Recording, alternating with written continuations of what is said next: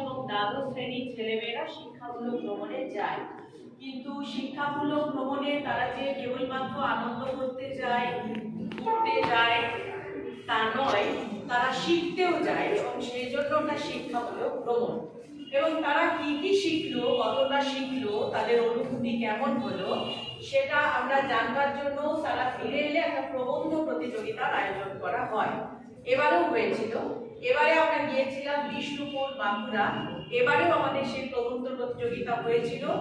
3 জন অসুস্থতার কারণে সেই প্রবন্ধ প্রতিযোগিতায় অংশগ্রহণ করতে পারেনি। বাকি 22 জন বাচ্চা একাদশ এবং দ্বাদশ শ্রেণী থেকে তারা প্রবন্ধ প্রতিযোগিতায় অংশগ্রহণ করেছিল। প্রত্যেকবার এই 3 মার্চ আমরা স্যারের জন্মদিনে সেই প্রবন্ধ প্রতিযোগিতায় প্রথম এবং দ্বিতীয়, তৃতীয় স্থানাধিকারীকে আমরা নাম ঘোষণা করে থাকি আর সামান্য একটু পুরস্কারের আয়োজন করে থাকি। খুব সুন্দর করেছে। দেবার জন্য আমি 3 জনকে ডাকবো যারা অতি উৎসাহে আমাদের সঙ্গে বিষ্ণুপুর ভ্রমণে গিয়েছিল। সেটা হচ্ছে আমাদের 3 জন স্যার, সঙ্গীত স্যার, বিশ্বজিৎ স্যার এবং সুবীর স্যার। এনারা 3 জন গেছিলেন। উনি ওনাদের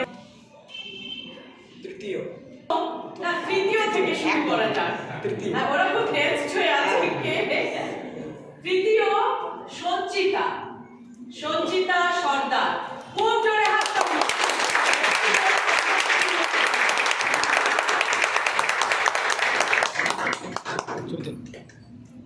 খুব সুন্দর সঞ্চিতা, আরো সুন্দর।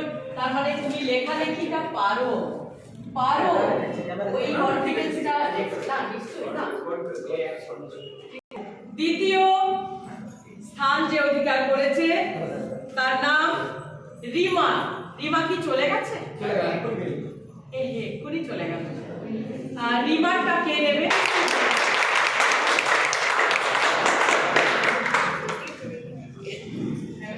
Any guest? কেউ ভাবতে পারছো? কে মনে মনে? কেউ বলবে না। ফার্স্ট হচ্ছে রোজিনা। ক্লাস 12 এর রোজিনা।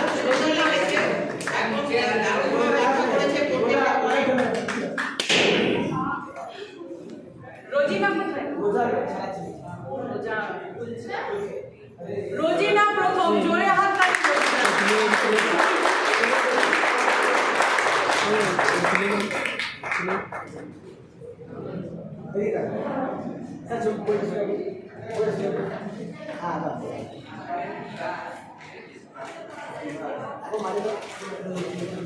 সবাই